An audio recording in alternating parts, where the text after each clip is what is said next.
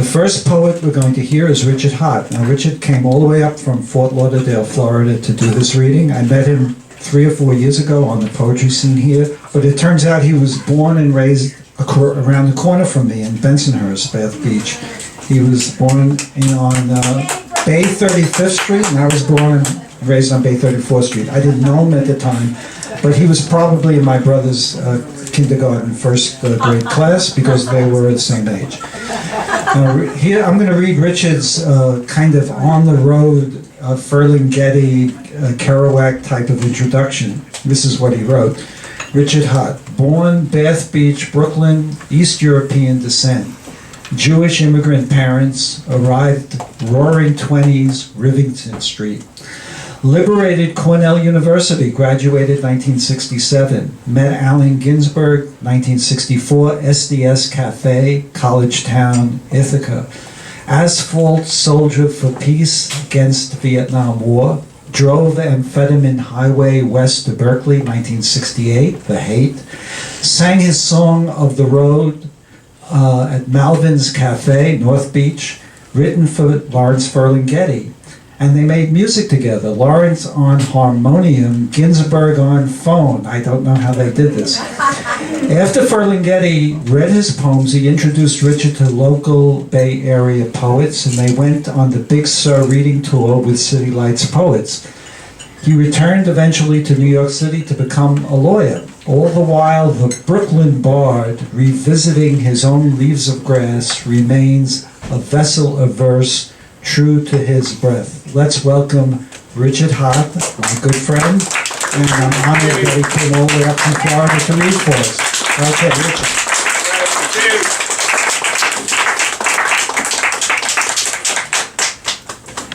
Thank you, Bernie.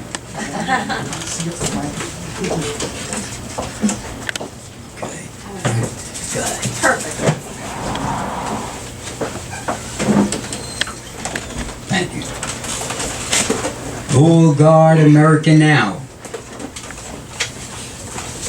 Who will guard America now that the old guard is dying like mad cow? Who will guard America now that Ginsberg and crew harmonium blew and the toothless, batty-bearded old Jews drew up their truce, drank from the chalice, got drunk on truth. A trunk full of Sanskrit and innocent youth finally made peace in the ethereal crease of a formless piece of an eternal niche. Who will guard America now that our nation is dying of battle fatigue? The same worn-out stories, sordid and bleak, wars without cause, fought on a fraud brought by the lords and wardens of law, of falsetto, power, and cowardly roar, cyanide scorn and fatal error, a fine line drawn between torture and terror, dressed in whole cloth, tattered and frayed. Tell me, who shall we say guards Guantanamo Bay? Tell me who will call the kettle black? Some Tea Party quack, their talking point hack, some all-around jack from back of the pack, in Congress Grand Deck, fan of Glenn Beck, gets paid from the tax he'd never give back, rather disrespect our president-elect to shout out, you lie, like grade school small fry in halls of decorum, who make up the quorum that cast out the die, so nothing will fly, no matter how right. He'd rather you die and wait for the day the outrage subsides, and the nation slides a little more to a death that is sure, like breathing, mold spore. But he will be safe in his home by the shore, where the jellyfish roam and the turtles no more. Who will guard America now that she's shown to the world her tarantula charm, a spike up her arm, the blowback and harm, a general alarm, an insidious calm, columns of specters and sinister forms, moving in the currents along the coastlines of dawn, stoking the fear of that one great storm, while oil from explosions in the dead ocean swarms, harbors reap poison and truncated life, the lobbyists of death and politics of blight, the terror of the trenchmen who would blow up the light. Who will guard America now when the last poet breathes his last breath alone, in a room full of squalor, a lair of despair, a cracked den of fear with no Medicare, no vision, no art, no hope to impart, a deflated heart impaled on the stake of a diminishing spark, too sensitive to speak, to unburden his grief by the grave where we prayed with the words we engraved on the stones that were laid with the psalms of our faith, where once we praised our humanity. Who will guard America now when the pacifist activist ideologue steps out of the grass and into the bog, is violently blasted, battered, and flogged, besieged by blue mob just doing its job to crush someone's soul? Though little they know these guardian robes of mind control who drove him to stroke or overload, aneurysm of a slow burning hole. Whatever the scope of his karmic jolt, there'll be no meat at the midnight crossroad, 'cause he's got to go, his dreams in tow, to thrive and to grow, to follow his sign with faith of the blind, so spirit may rise and goodness survive.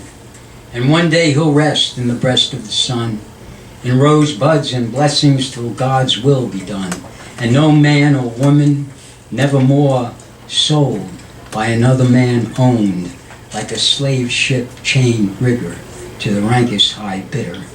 Black lives do matter. Who will guard America now while plump corporations and pay-to think tanks cook up corrupt planks to pranks? Excuse me. Who will guard America now while plump corporations and pay-to think tanks cook up corrupt pranks to crank us all up while they take all the crop? Billionaire fops in Republican frocks who prance around weekends in Nazi tank tops. The party swore to return all the poor to the fate of a wage made to fall through the floor.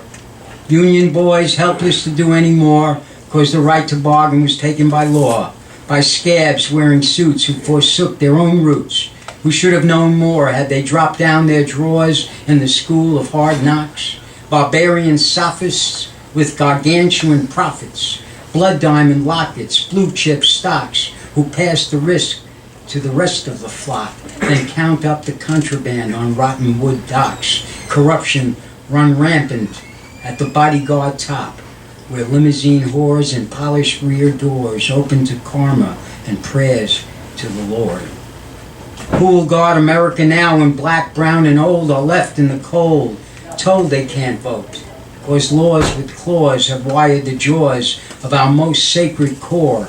Now democracy du jour, deprived to the poor, the ones that can't read, that have no ID, the itinerant good and decent folk who once were the backbone, the steel, and the bold, who made the machines of commerce roll, the standard bearers of hard work and toil, so their children could live in a better world.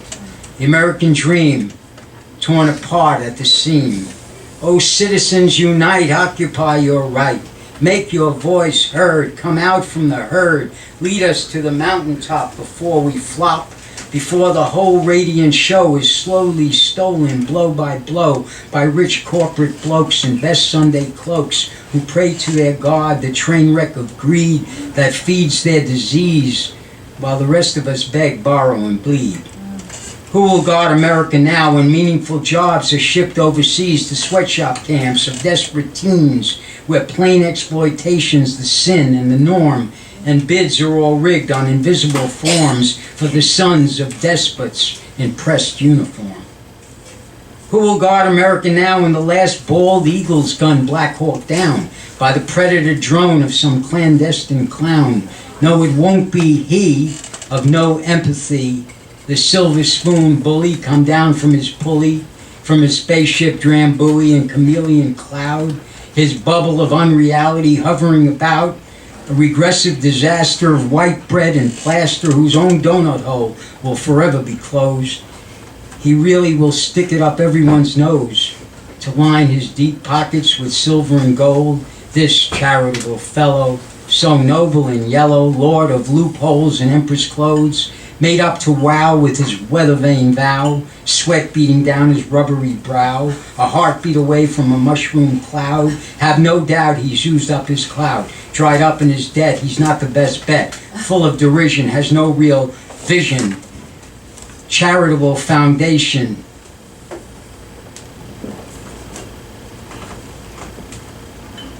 I just wrote this line today, so I've gotten it ready. Charitable foundation of chargeable machination, just a stockpile of green in some offshore scheme who begrudges your share, that you dare to dream, that you too could rub with the boys in the club, with oil on your back and heat in the tub, and nothing to do but twist in the screw. Who will guard America now when pawns in black robes, sourdough Jobs, in mahogany throes of cruel sick jokes, in this drought of a land that find the rhetoric grand, part of a plan they can't control but won't let go, their clenching hold. God-like power drives them so, brings down the gavel with the thunder of Babel, a resounding sound that shakes the house down, smithereens left on rumbling ground of founding precepts our fathers blessed, unjustly deserted for unnatural purpose, politics that hurt us, the birth of a culture disowning the brave, ushering in a sterile new age of fat oligarchy, tailored and fit for a Gaddafi tent in a country hell-bent. Who will guard America now when the Lady of Liberty flings her torch in disgust, girds up her skirt, shakes off the dust? She can't bear to watch liberty gone Dutch, made to limp on a crutch. Immigrants who came used to cry for her touch. Now they decry how their spirit's been crushed. Once shimmering beauty now flees with her blush. A little bit haggard, she staggers aboard a freighter to France from the last World War. Finds a host of ghosts of unwanted Jews, turned away by America to die by a ruse, plan of a madman, carried out in a death camp by a hate-spewing crew. But it wasn't just them, because the townspeople knew, as the corpses lay strewn, while their last gasps withdrew in the gas chamber fumes. Who will guard America now? Will our founding fathers, confounded in graves, rise up from the dead, like Lazarus by name, unbound and unwed, steadfast and fleet on shifting ground? Will they unleash a lightning round, shake earth and sky till the red rain pours down? Tell me, who will slink up the steps to a church with tail between legs and prayer on a perch, imploring forgiveness for all the mad meanness, fraud and hate and walls between us, a paragon of virtue and vain-driven greed?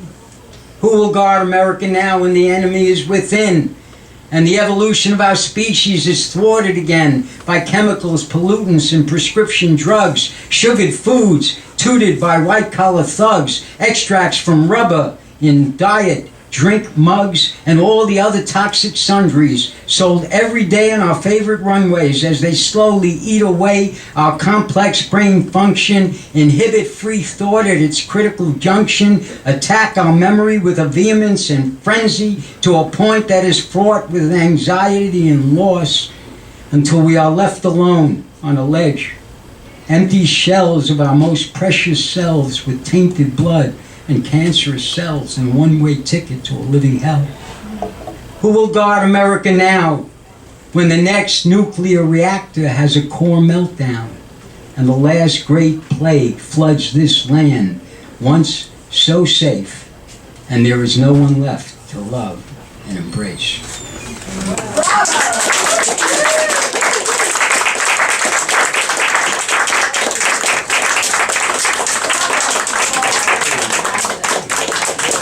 That was incredible. I heard Richard read this about 3 or 4 years ago at the Satin Poetry Series, and now he expanded it, and it's now even more applicable given what's going on today in our politics.